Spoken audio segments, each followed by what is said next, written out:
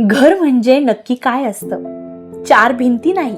घर म्हणजे एक अशी ओंजळ असते, कुणाच्या स्वप्नांची, कुणाच्या त्यागाची आणि कुणाच्या निरागस हसण्याची. आणि हीच ओंजळ आपल्यासाठी सावरणाऱ्या माणसांचं नाव म्हणजे कुटुंब. आज आपण एका अशा कुटुंबाची गोष्ट ऐकणार आहोत आणि त्या कुटुंबातील एक व्यक्ती की जिच्या आजूबाजूला अख्खं घर फिरतं.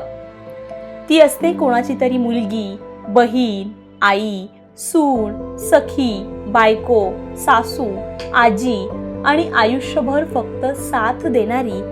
हे फक्त एक नाव नाही, तर त्या घराचा आत्मा आहे. असंच एक सूर्यकिरणासारखं व्यक्तिमत्व म्हणजे कविता. नाशिक जिल्ह्यातील एक साधं, शांत, छोटंसं भगूर गाव. दिनांक 27 एप्रिल 1965 चा दिवस. आणि या दिवशी रामदास व सुमन करंजकर या साध्याशा माणसांच्या संसारात जन्माला आलं एक प्रकाश देणारं कन्यारत्न. आवडीनं त्यांनी नाव ठेवलं कविता. नावातच गोडी आणि स्वभावात प्रेम. लहानशी कविता, सर्वांचीच लाडकी कविता, आपल्या बोबड्या आवाजात आई वडिलांना आवाज देणारी आणि सतत इतरांच्या मनात परीसारखी जागा घेणारी. जशी जशी ती मोठी होत गेली तशी तशी आईनं शिकवलेलं संपूर्ण काम करू लागली.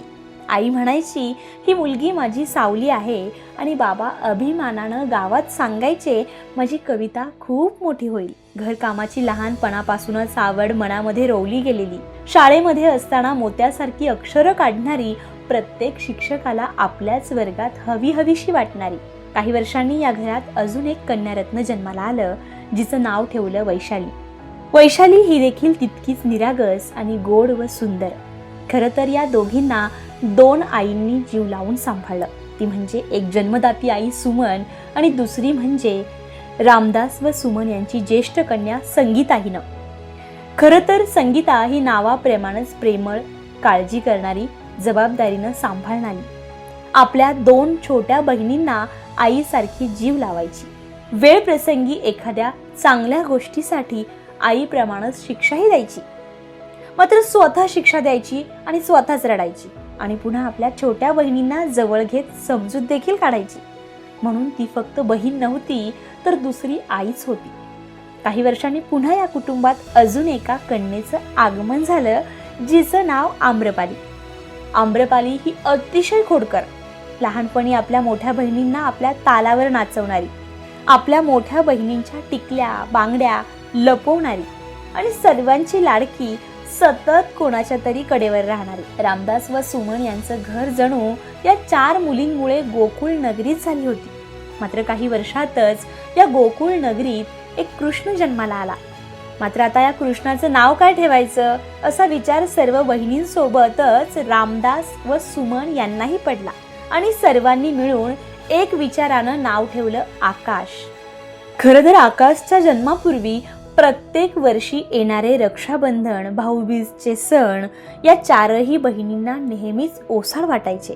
मात्र आकाशच्या येण्यानं प्रत्येक रक्षाबंधन, प्रत्येक भाऊबीज हे सण हृदयाच्या कप्प्यात साठवून ठेवण्यासारखे झाले. चारही बहिणींनी आपल्या लाडक्या भावाला जीवापाड जपलं. आकाशनं देखील सर्व बहिणींना आईप्रमाणे जीव लावला.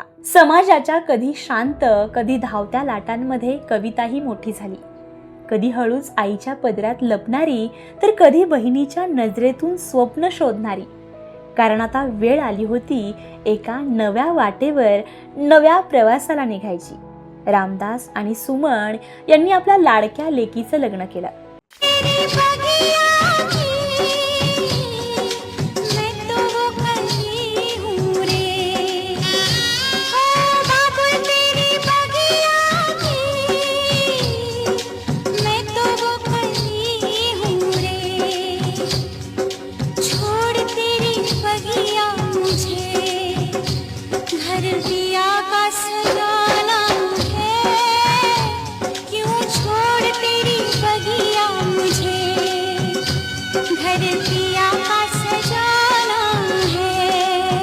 श्री शिवाजी चव्हाण यांच्या कुटुंबात शिवाजीरावांनी कविताला फक्त पत्नी म्हणून नव्हे, तर एक सखी, एक सोबती, एक सहचारिणी, एक विचारांची जोडीदार म्हणून स्वीकारलं. तिच्या प्रत्येक शब्दाला त्यांनी मोल दिलं आणि तिच्या प्रत्येक स्वप्नाला त्यांनी पंख लावले. नव्या घरामध्ये तिला मिळाले आई वडिलांप्रमाणेच जीव लावणारे प्रेमळ सासू सासरे, एक असा दीर ज्याचं मन लहान भावासारखं, ते म्हणजे गोविंद चव्हाण. आणि त्या नव्या संसारात तिला भेटल्या 3 प्रेमळ नंदा. सर्वात मोठी नणंद मीरा शिरसाट, नंतर हिरा गाडेकर आणि सर्वात लहान मंगल भालेराव. यांनी कविताला कधी बहीण कधी आईसारखं प्रेम दिलं. हसत खेळत गप्पा मारत एकमेकींच्या जीवनात रंग भरणाऱ्या या नंदा कविताच्या संसारात गंधासारख्या मिसळल्या. तिघींनीही कविताला इतकं प्रेम दिलं की कविताला माहेरची आठवणच येऊ दिली नाही. मैं तो भूल चली बाबुल का देश, पिया का घर प्यारा लगे. मैं तो भूल चली बाबुल का देश, पिया का घर प्यारा लगे. कविताचा संसार आता नुसता संसार राहिला नव्हता, तर तो एक मायेचा वटवृक्ष झालेला होता. काळ सरत गेला आणि संसाराच्या गाभाऱ्यात उमललं एक नवं फूल. 24 ऑगस्ट 1984 या दिवशी कविता आणि शिवाजीराव यांच्या जीवनात आली एक नाजूक परी, ती म्हणजे हेमांगी. छोटी सी प्यारी सी नन्ही सी आई कोई परी, भोली सी न्यारी सी अच्छी सी आई कोई परी. छोट्या हसण्यातून संपूर्ण घर उजळवणारी आणि शिवाजीरावांच्या डोळ्यात आनंदाचे पाणी आणणारी. हेमांगीच्या बोटांशी खेळत कविता पुन्हा एकदा लहान झाली आणि आई होणं म्हणजे काय हे तिनं हृदयात कोरलं.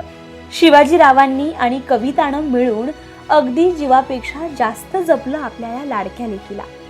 2 वर्षाच्या हेमांगीचे लाड पुरवत असतानाच या घरात असा एक दिवस आला जो चक्क दुहेरी आनंद घेऊनच. कारण 22 मार्च 1986 परमेश्वरानं या कुटुंबाला 2 चिमण्या राजकुमारांचं वरदान दिलं, अर्थात जुळे बंधू अमोल आणि अमित.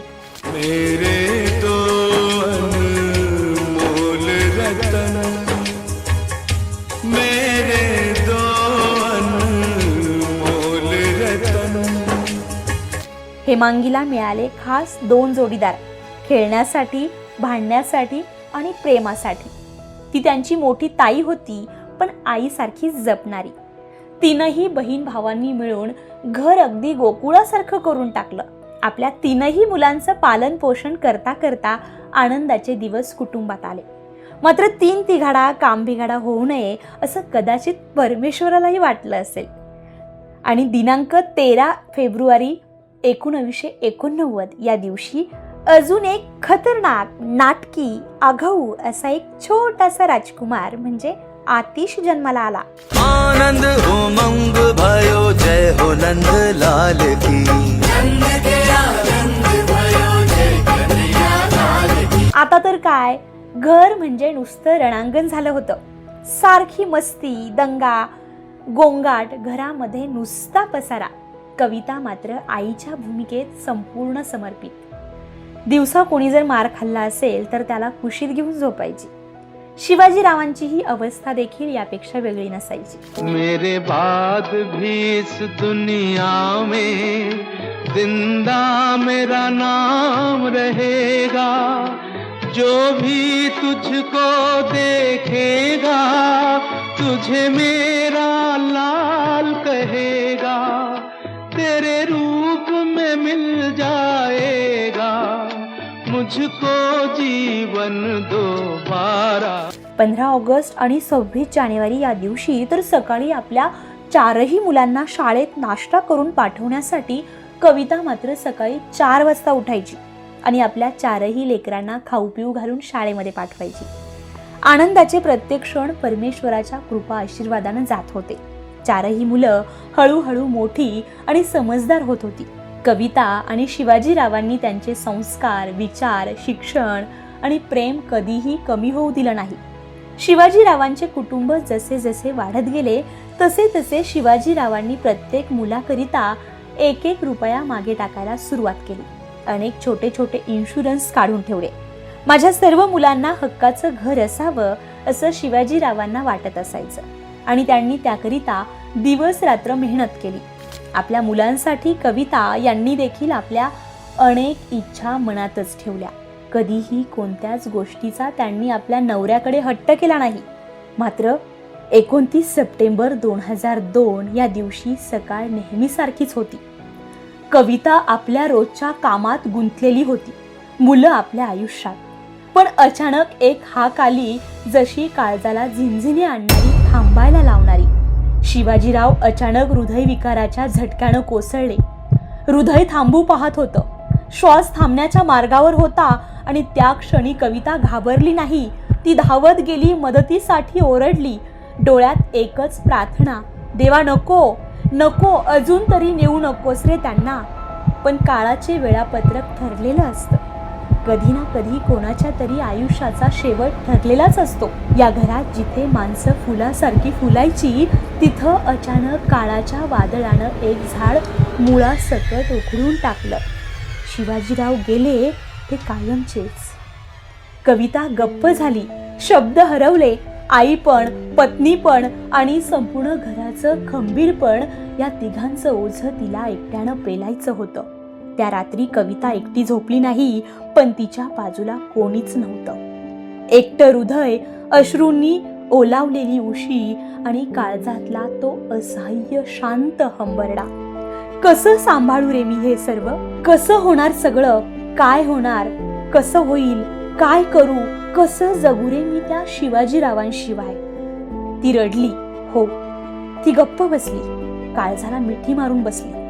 पण दुसऱ्या दिवशी ती उठली, आई बनवून, बाबा बनवून, संघर्ष बनवून आणि आपल्या कुटुंबाचा आधार बनून. शिवाजीरावांनी आपल्या या कुटुंबाकरिता मायेची माणसं जोडली होती. त्यांनीही शिवाजीरावांनंतर या कुटुंबाकडे जातीनं लक्ष दिलं आणि या दुःखाच्या डोंगराचा अर्धा भाग उचलून घेतला. आणि बघता बघता या आभाळा एवढ्या दुःखातून चव्हाण कुटुंबाला बाहेर काढलं. रात्र संपली, दिवस उजाडले आणि कविता ती संपूर्ण कुटुंबाचे रक्षण करणारी वटवृक्ष बनली. शिवाजीरावांच्या आठवणींना ती खचली नाही, तर रोज नव्यानं जगली, त्यांच्या स्वप्नांना साकार करत. आणि ती आजही जगते आहे, त्यांच्या आठवणींना आधार मानून. मुलांमध्ये त्यांचं प्रतिबिंब पाहून, नातवंडांच्या निरागस हसण्यात त्यांचा स्पर्श जाणवून ती पुढे चालत आहे एका आधारवडासारखी. शिवाजीराव गेले, पण त्यांची कविता आज त्यांचं स्वप्न जगते. आज तिच्या भोवती नातवंडांची लगबग आहे. सुना, मुलं, मुली, नातवंड असा सर्व कुटुंब सुखात आहे. हम साथ साथ हैं, जन्म के साथी, हम साथ साथ हैं. पण शिवाजीराव ते आजही इथेच आहे, कविताच्या मनात, तिच्या प्रत्येक श्वासात आणि त्या घराच्या प्रत्येक भिंतीत. हे घर आता पुन्हा हसतंय, गातंय आणि आनंदानं बहरत आहे. हे फक्त त्या एकट्या कवितामुळेच. आणि म्हणूनच ही कहाणी नाही, हा आहे एका घराच्या प्रेमाचा, त्यागाचा आणि आशेचा नवसंजीवनी देणारा अनुभव. हा एकदा पूर्ण आहे, नव्या सुरुवातीसाठी सज्ज आहे, एका नवीन पर्वासाठी. Happy new beginning.